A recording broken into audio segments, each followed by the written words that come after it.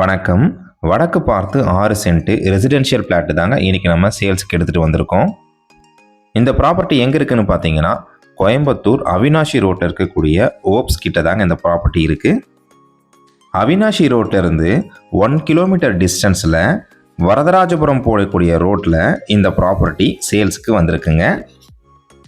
ப்ராப்பர்ட்டியோட டீட்டெயில்ஸை பார்க்கறதுக்கு முன்னாடி இந்த வீடியோவுக்கு ஒரு லைக் பண்ணிவிட்டு இந்த வீடியோவை தொடர்ந்து பாருங்கள்.